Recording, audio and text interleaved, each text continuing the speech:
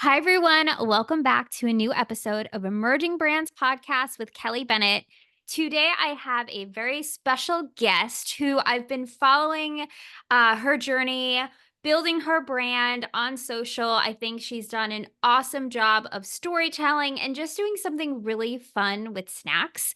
Grace Mittl is the co founder and CEO of Absurd Snacks. And Grace, I'm so stoked to have you on the show today. Thanks, Kelly. Really appreciate the opportunity, and I'm excited to have a little coffee chat today. Yes, absolutely. So, the first thing I always dive into on a new episode is the story and background of the founder and the brand. So, could you walk us through your background and how Absurd Snacks started? Definitely. So, just a quick background on me, because I think everyone wants to hear more about the brand and the founders. I I, love both. I love both. yeah. So, tell me more.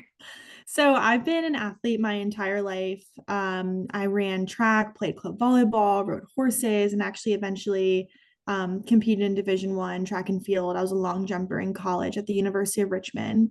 And through that natural athletic nutrition journey, became really in tune with what I was eating, when I was eating things, tried out different diets just to see how I felt and performed. And I thankfully grew up in a really awesome food safe kind of household where no almond moms around, and we just poured love into food and celebrated holidays and birthdays with so many great foods from like my Polish and German background. And with the kind of the intersection of that, I decided to pursue food as sort of a hobby and a side hustle and a little passion project through my time at the University of Richmond. Um, so not only did I kind of intern for a University of Richmond alum who was building a food brand, but I also worked part-time at a bakery called Fat Rabbit for a couple years in college, and really just went down the rabbit hole on loving food and wanting to pursue it. Eventually, in my professional career, I had an internship on the sort of digital marketing agency side of things. We worked almost exclusively in consumer packaged goods, from apparel to pet to drink, food, beverage. And I got an amazing offer to work with them after my senior year, but I eventually deferred that role because I had taken this entrepreneurship course at the University of Richmond. It was a pilot program that they were sort of testing out. It was interdisciplinary. So we had poli sci students, we had chemistry students, we had business students. I was like all data and marketing in college. But because of my love for food, of course, applied, got into the program, and dove headfirst into what was essentially a Shark Tank project in the first semester, where we were broken up into different groups. We had to create a packaged food product that could span every single category in food and beverage. We pitched our products to a panel, and whoever won the pitch competition, the entire class then worked on for the rest of the semester. And so my group was a group of four. I was the only girl in the class in my group, and so naturally, I had to take the lead and Of make something course. really fun. But we actually leaned into one of my classmate teammates, his pain point in having severe food allergies, having gone into anaphylaxis from eating a granola bar that was labeled as nut free, but really had, peanut and tree nut fragments in it. And, Wow. he had to use an EpiPen, and it was a life-threatening situation. And unfortunately, 1 in 4 Americans have a food allergy, and a lot of times they are very severe, could be deadly. And so we decided to create, for the purpose of the class, a snack mix that was totally free from his allergies. And at the time, you look at our branding now, we're totally top 9 allergen free, produced in a dedicated facility. But at the time, this was just like an idea. We didn't have the supply chain to back it up. So we were making our nut free snack mixes in sort of a commissary kitchen space. And when, the product was chosen, which at the time was called Spill the Beans, not Absurd. That's really cute. That's a great name, too, though. Yeah, because we use beans in our mix as a crunchy component.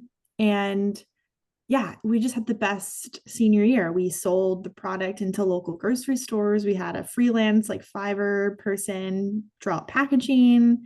We sold basically, and anywhere that we could, we sold. So we sold the product for like 6 to 8 weeks. And because my group had won that pitch competition, we held the IP to the product. The school licensed it on behalf of the students. And essentially we were given the choice, like, do you want to continue working on it? Do you just want to close it? Let's say this was a fun project. And me being me, I'm like, oh, this is an amazing opportunity. I might as well just keep working on it. And my business partner, Eli, he was in the class as well, working on a different product, but him being very entrepreneurship driven, very creative, also not loving like his career path right after school. He was like, let's just do this. Like, let's work together and continue building what is now Absurd Snacks after school. And so quickly wound down with the university and transferred everything over to like our, our own LLC. And we've been staying in Richmond. We have an awesome, community, entrepreneurship community and social community here. And we're just building and grinding it out here in Richmond still. Um, Grace, that is yeah. so cool. I just want to also give a shout out to your school for creating that environment for you to do that. I remember back in the day when I was in college, I was part of like the first entrepreneurial group that was at the school. This was like 2007, 2008. So to Mhm. hear how far people have come in universities to support entrepreneurship, to, have you all do like this Shark Tank experiment Yep. and to be able to have the support and resources and infrastructure to actually create the product, learn how to sell the product, have the IP, like shout out to your school. That's Yes, amazing. it That's was really amazing. incredible.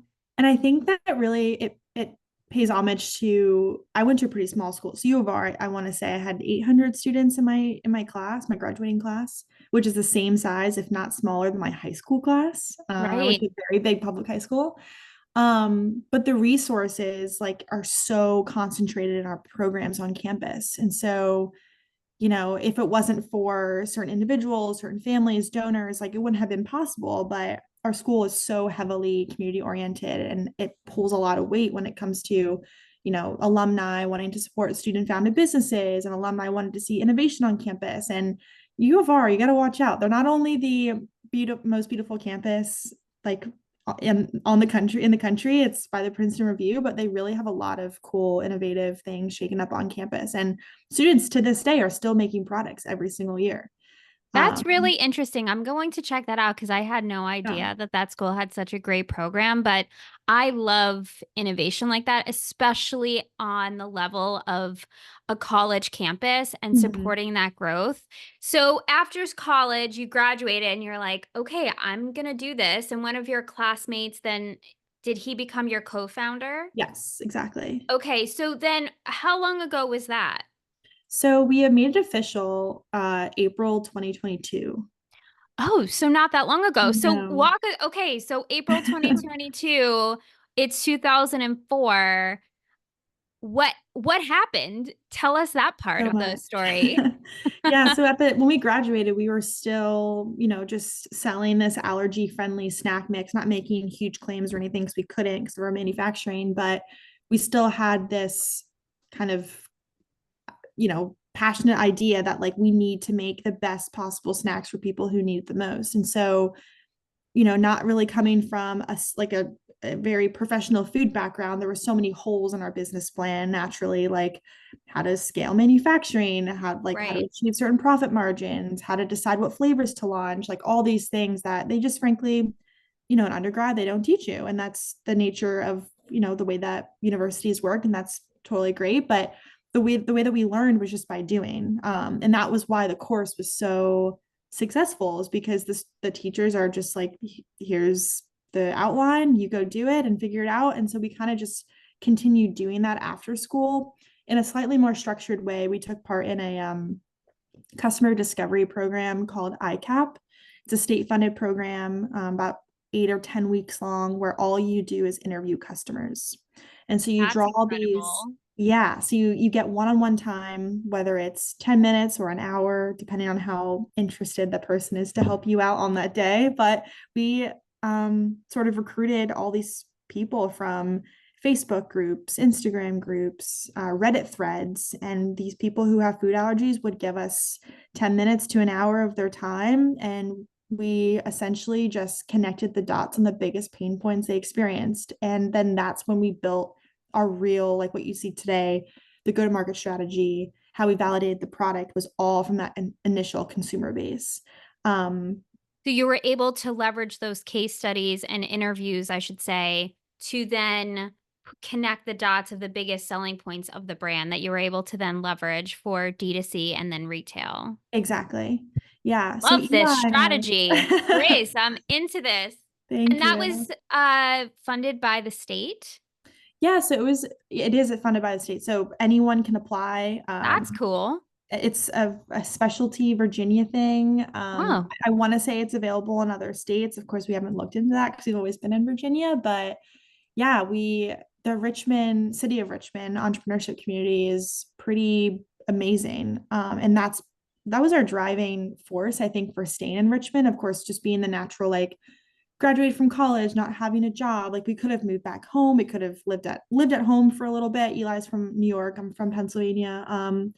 But we needed to be in an environment that really was supporting supported us. you. And Yeah. we felt that, like, from day one of even launching the business as part of a class. And so it was a no-brainer. And Richmond's also a pretty great place to live. So Incredible. Okay. So East Coast now in Richmond, Virginia. And so after having that insight from customers or possible future customers and really understanding the pain points, how did you all start scaling the brand? I wish there was like an easy way. I feel like we're still scaling the brand. Um, but yeah, I mean, at the time, so we had finished ICAP. It was fall 2022, and we had applied to Whole Foods Leap Accelerator Program, which they Okay. still do today. Um, when we were in school, so start backtracking maybe 6 months, I got a hold of our category manager's email, and just being persistent as I am, every Monday she would get an email, hey, XYZ, like, hope you're doing great, would love to meet you for coffee, lunch, whatever. She was based sort of an hour and a half north of Richmond at the time. And one day she responded and was like, hey, I would love to, hear you guys out, try the product, whatever.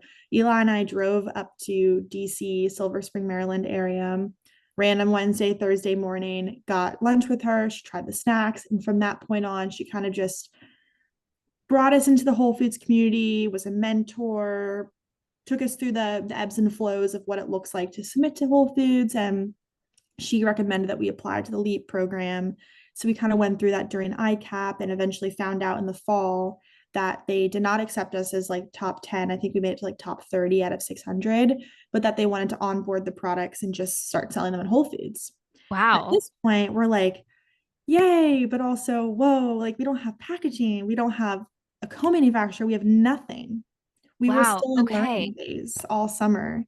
And so that's when it became really real. We're like, okay, we have this kind of hypothetical PO in front of us. We don't know when it's going to Right. kick in, but we have this opportunity. We need to now, like, set a target date and back up into it. And that's when the pressure, I think we work pretty well under pressure. And that's when the pressure was on us to be like, okay, we have a couple different things we need to solve for. How do we do it? And from there on, we just started investing really heavily into networking. LinkedIn, our posting was like out of control at that time. So LinkedIn, and eventually identified another brand that could make the product. We identified, luckily, Eli's parents are like the best designers on the planet, and they help us with packaging. Cool. We got mentors for nutritionals and like what we need to do, like, on the legal side of things, and just did it. And that was the iteration of the brand that we eventually launched into Whole Foods last year. Um, and yeah, I mean, we've still been testing and learning since then, but it was really that initial, like, promise from Whole Foods that really kicked the gears up a little bit on the how fast we grow and how fast we iterate. Um, so yeah, it was kind of like this dangling, like, golden standard that we needed to Yes, that would answer be to. major motivation of like, here's your goals right here. How are you Yeah, going to make it happen? So right. now you said that you've been in Whole Foods for a year now. Oh yeah, exactly a year, like a week ago. Yeah. Incredible. So how has that journey been of now you have the product on shelf, you figured it out. But Yeah. staying there, getting off the shelf, replenishing your product, like what has that Oh my journey been gosh. like? It's been really positive so far. I mean, even the year that we've been working with Whole Foods, the brand has already changed a little bit and they have been like extremely responsive to it because the product's going to go through so many life cycles as we continue learning and testing and really honing in on our customer base and who our loyal customers are. And I mean, I think we average like 18 to 20 demos per month for the first 6 months. So that's 20 different Yeah. occasions that we were getting direct feedback from customers and talking to store managers and working directly with our buyers because we didn't use a distributor at the time. And um, overall, like it couldn't have been a better fit for us as young founders, the product being in such a, the brand in such a young space. And since launching with them, we haven't lost a single store because we've leaned so heavily Incredible. into that learning phase with them and they're so receptive to it. So I know Whole Foods is like this huge retailer and it seems scary, but if you can get in on the LEAP program or get a local launch with your state or whatever it is, I feel like it's a really good starting point to gain that credibility, that awareness, and just being super vulnerable with them and say, this is our first time and we're willing to learn and willing to try new strategies because they've been so receptive to that with us.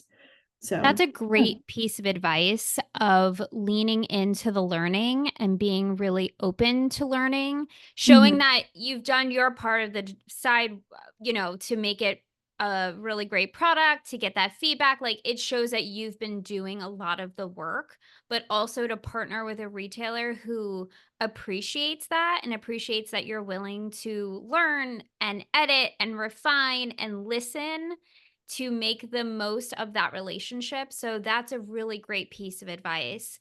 What is the vision for Absurd Snacks? Like, where would you love to take the brand? Because you've done a lot in a very short period of time. But yeah, you're welcome. That it really is impressive. Where would you love to see this in a year from now, 5 years from now? Well, so we have Whole Foods and we're selling with Kroger now. We just started I guess, end of June, so a few months now.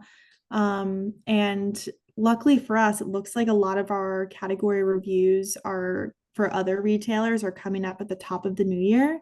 And so I guess a year from now, we definitely have these higher hopes of being more saturated in the mid-Atlantic Northeast area because those retailers we are pitching to coming up. And again, just that sort of omnipresence around the mid-Atlantic and Northeast areas where we want to dominate before even looking elsewhere. Yeah, From a serviceable brand awareness sort of aspect, it's definitely important for us to make sure that we're being the best that we can in the limited areas that we are selling in so that we can make decisions easier, make changes a lot quicker, and have less expensive changes, I guess, under our belt. And so a year from now, we definitely are in probably more 2 to 3 more natural chain retailers.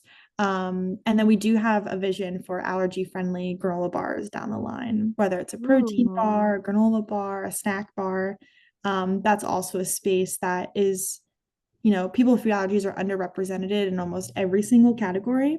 right. As far as diversity and variety goes, not to say that there aren't products that are doing well in each category that are allergy friendly. There's just not enough, it feels like. And that's the pain point that we've heard from our customers. It's like, they go to the store, they have one option across granola bars, baked goods, cereals, and snack mixes. And so we just want to create more option because as an omnivore who doesn't have basically any food or dietary restrictions, like we have the world, like the world is our oyster when we walk into any grocery store. But that's not the same to say for our friends with sensitive to severe food allergies. So the snack mixes are just the start of what we hope to be an entire portfolio of allergy friendly brands, and really excited for. That's incredibly exciting, and also for from someone who does have a dairy allergy and a Mhm. sensitivity. It's like, I mean, we've come a long way with the dairy-free stuff for sure, but Definitely. still like having options and not needing to stress about it. And now I have a gluten sensitivity, which is really fun. So it's like I appreciate brands and founders who are thinking of that and innovating and making more options and giving variety. And people even with much more severe food allergies, I'm sure that Mhm. they're really appreciative of this and Definitely. really brand loyal too, For that they sure. trust you. Yeah. we definitely lean into our earliest cheerleaders for feedback for like, what do you think our next flavor should be? Because if the ones who are going to buy it are the ones that we want to ask. And so, and Right. we just love that community aspect as well. The best person to go to for advice is the one who's going to be on your side now through, the end of time. So we tend to lean Exactly. into that. Exactly. If there was a piece of advice you would share with a founder who's in the really early stages, maybe they are back when you were in class, even, which wasn't that long ago, but you've done such an Mhm. incredible job since then. Any advice you would share with them that you wish you may have learned a little bit sooner or was like a really annoying lesson to learn that you wish someone had told you? Like anything that you have off the top of your mind? Definitely. And, I feel like this is secondhand information because we have asked when we were first starting the business, we went to our LinkedIn connections, our friends of friends, our, you know, acquaintances of this professional who wanted to connect us. Like we asked them, like, Right. what have been your biggest failures? And like, what would you recommend that we do early on when we are basically starting from ground zero? And the overarching, I think, theme and something that we've experienced too is not being afraid to fail is like kind of that overarching theme, but failure in a way of being really open to doing small tests, and they can be inexpensive tests that could mean very small packaging runs, tweaking verbiage, A/B testing like verbiage on your website, and like as long as you have a system for tracking and kind of referring back to like what worked, what didn't work. I feel like I wish we could run tests all the time, but now we're at a point where Right. it's expensive to do that. But yeah, one of our mentors from ICAP and at the University of Richmond is so pro like, how fast can you test this? And like, let's put a timeline against it and actually like look at results, realize your learnings and make really fast changes and just iterate until you get to a point where your assumptions are validated or you feel conviction that you can move forward with, XYZ. And I think a lot of that was on the branding side. We've gone through 3 iterations of our branding, but they were all, small runs, and it was an expensive trial, and it has paid off, I think, in the long run because now we have a stronger sense of who we are, and we feel better about opening up distribution and not being worried about pulling product off the shelf. And yeah, so testing and learning as early and as quickly as you can um, is probably my biggest piece of advice. That's a great one and refining. And it sounds like you've done so much of your homework of talking to real customers to see what really matters to them to have on your packaging, it sounds like. And so that's another great piece of advice of talking to customers so that you could really refine what your branding and packaging says and the messaging and how it looks to help refine on creating the best product possible. Yeah, definitely. Amazing. So, Grace, last question. Yeah. Where can people shop Absurd Snacks? Yes. So you can find absurd snacks primarily in the Mid-Atlantic region. We always tell our customers go to the store locator because you never know what wholesale fair order has taken us across the country. Right. But primarily Whole Foods in the Mid-Atlantic region. We're definitely have more heavily saturated with Whole Foods in Virginia, DC, Maryland. We have some New Jersey, Pennsylvania stores, and then Kroger is exclusively Virginia for now. And then we're on Amazon Prime, or you can purchase on our website, absurdsnacks.com. And just a little tidbit, if you want to order with a promo, Absurd20 will get you Absurd Snacks for 20% off and free shipping for first time customers. So, Amazing. I will yes, definitely put that in the show notes. Thank great. you so much. This was such an awesome episode. I love how this started as a college project and has flourished from there in such a short amount of time. Grace, you're doing an amazing job. And thank you so much for coming on the podcast today. Thanks, Kelly. Appreciate You're it. welcome. Thanks, everyone, for listening, and I'll see you on the next episode.